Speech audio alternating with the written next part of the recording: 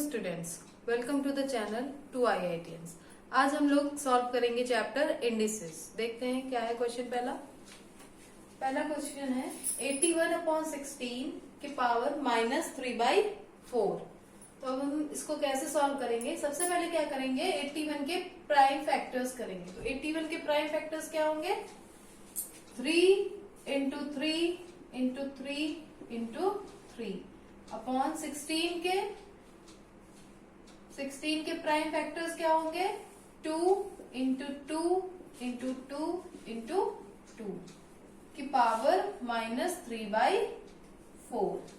अब ये क्या हो गया? कितने 3 है यहाँ पे? 1 2 3 4, यानी कि 3 की पावर 4 अपॉन 2 की पावर 4 की होल पावर -3/4। अब क्या करेंगे? दोनों की पावर 4 है तो एक हमने लॉ पढ़ा है इंडिसेस में कि जब a की पावर 4 अपॉन b की पावर 4 होगी तो क्या कर देंगे हम लोग? a अपॉन b की होल पावर 4 कर सकते हैं। तो इसको हम लोग वैसे ही लिख देंगे 3/2 की होल पावर 4 इंटू -3/4। तो ये 4 से 4 कैंसिल हो जाएगा। हमारे पास क्या आ जाएगा? 3/2 की पावर -3। अब हम लोगों ने एक और लॉ पढ़ा है कि जब भी कोई पावर माइनस में है और उसको हमको पॉजिटिव इंडेक्स में करना है तो क्या करते हैं? उसको रेसिप्रोकल कर देते हैं। तो इसमें क्या हो जाएगा? 2/3 की पावर 3। अब इसको हम लोग एक्सपैंड कर देंगे तो क्या आएगा? 2 की पावर 3 मतलब 2 2 4 2 8। तो हमारा आंसर आ जाएगा 8/3 3 9 3 27। ये हमारा आंसर आ गया। नेक्स्ट पार्ट देखते हैं क्या है। 1 होल 61/64 की पावर -2/3।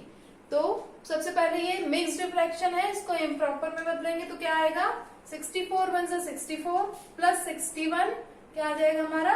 125 अपॉन 64 की होल पावर -2/3।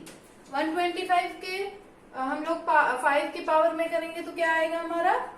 5 की पावर 3। सिमिलरली 64 को करेंगे तो 4 की पावर 3 और इसकी होल पावर -2/3। जैसा हम लोगों ने पहले क्वेश्चन में देखा था कि अगर a की पावर 3 अपॉन b की पावर 3 है तो क्या लिख सकते हैं? a अपॉन b की पावर 3। तो 5/4 की होल पावर 3 इंटू -2/3। ये 3 से 3 कैंसिल तो क्या हो गया? ये 5/4 की पावर -2। अब माइनस में पावर है, इनको इसको पॉजिटिव इंडेक्स में करना है तो क्या करेंगे? रेसिप्रोकल कर देंगे। तो ये आ जाएगा 4/5 की power 2 is equals to 4 4 16 upon 5 5 25। ये हमारा आंसर हो गया। ओके।